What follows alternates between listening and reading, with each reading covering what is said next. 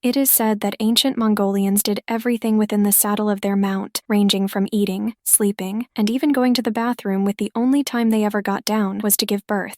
Although this is unlikely to be true, it could be interesting to see them play their version of chess while riding upon their horses upon the East Eurasian steppes. Greetings and welcome back to Checkpoint Gaming, Chess. With this episode, we will be going over Shatar. Throughout the course of this series, we've seen chess's nomadic nature easily travel across a wide range of not only geographical territories but also across cultural borders. With that said, the final version of chess that we'll be looking at in this given series is connected with that of a people who are known for, or at least have the reputation of, being nomadic in nature. This version is of Shatar, which is also known as Mongolian chess. As of the writing of this episode, it's speculated that the earliest iteration of this game first appeared in Mongolia during the 13th century due to raids the Mongols made against the Arabs. And it was due to these raids that this version of the game got its name of Shatar and is a variant of Shatranj, a version of chess that we talked about back in episode 9. The pieces also possess a unique design to them, with the king, which is known as Noyon, is typically depicted as a prince that is sitting upon his throne. With the queen, which is known as Burs, which translates to that of snow panther, is typically depicted as a mythical lion, tiger, snow panther, or bull.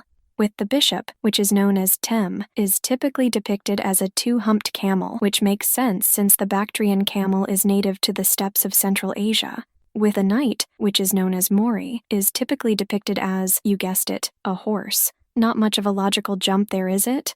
With the rook, which is known as Tereg, which translates to that of cart, has a lot of creative liberty taken with it. With its depiction, it is that of the horse-drawn cart, a portable tent, a cartwheel, a karmic wheel, an Asian swastika, a yin-yang symbol, a truck, an automobile, or even a bunch of flowers or peacock feathers. Now that is a lot of variety, and with all of that said, we feel compelled to touch upon the swastika. As Westerners, we're fully aware of the Nazi usurpation of the symbol from Eastern cultures and turning it into a symbol of hatred, bigotry, and genocide.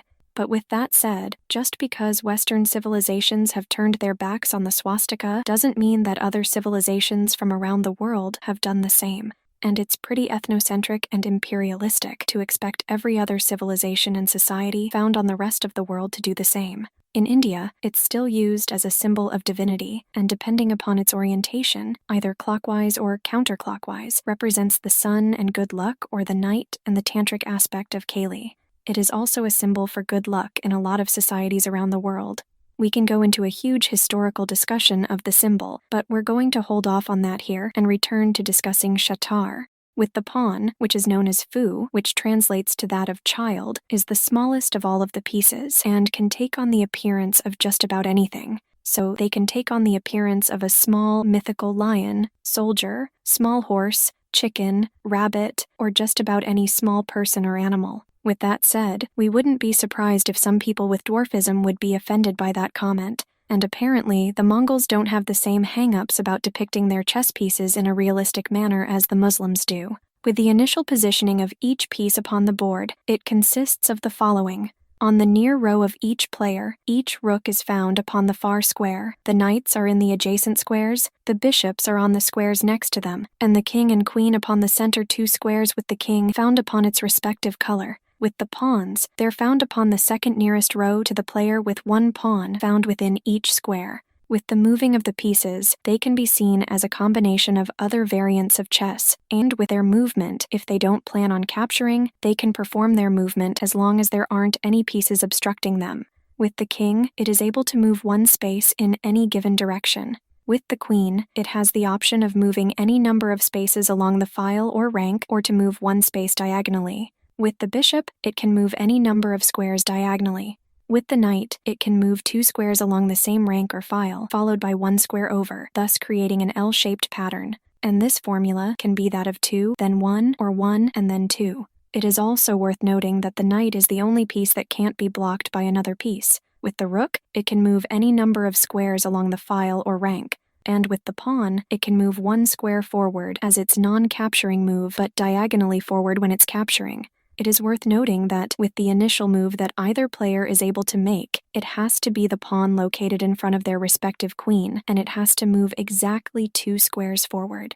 So the first player moves the queen's pawn 2 squares forward, followed by the second player moving their queen's pawn 2 squares forward. And when the pawn reaches the far rank in relation to their controlling player, they get promoted to that of a queen. For a piece to become captured, a piece controlled by the opposing player will have to move into its respective square, thus causing it to be removed from the board. And all pieces engage in capturing as part of its normal movement except for the pawn which was described earlier.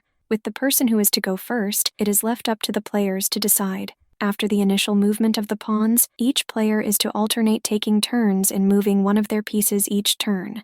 In order to win the game, one of the players will have to put the opposing king into checkmate. When the king is put into check by a queen, knight, or rook, it is known as shak. When check is done by a bishop, it is known as tuk. And when check occurs through the use of a pawn, it is known as tsad. When any of these occur, the player who controls the threatened king will have to do what they can to remove their king from the threat. With all of that said, there are some restrictions that are in place when it comes to winning the game. In order for a player to win the game, they will have to put the opposing king into checkmate via shak, either through a move that leads to checkmate or through a series of checks that directly leads to checkmate via shak. On top of this, to make things that much more peculiar, the move that leads to checkmate can't be done through the use of the knight. But if the knight leads to a checkmate, the game ends in a draw. With that said, there are a few ways in order for a game to end in a draw. First is when a king is checkmated through the use of a knight that puts the king into checkmate. Second is when there is no shak check that occurs in the final checkmate sequence. Third is when a player only has their king left upon the board. So, it sounds like a bad idea for a player to capture all of the pieces except for the king of the opposing player. You're supposed to win the game, not end it in a draw. And fourth is when both players agree that there is no way for either of them to win the game. And with that said, this will bookend the main series pertaining to how to go about playing the game chess. We hope that you found this to be helpful and allowed you to better understand how to go about playing the game. As time progresses and any updates get put out for the community, we will return to these episodes and update them accordingly to better reflect the changes that have been made to the game. With the nature of Checkpoint Gaming, we want to present the most up-to-date version of the game as possible to those who wish to play. So, with that said, we hope you enjoyed our series pertaining to how to go about playing chess. If you liked this episode, feel free to give it a like, and if you want to stay up to date on any future episodes we upload, go ahead and subscribe. You can also support us on Patreon for as little as $1 a month at patreon.com/checkpointgaming. We look forward to seeing you in the next game series, and as always, happy gaming.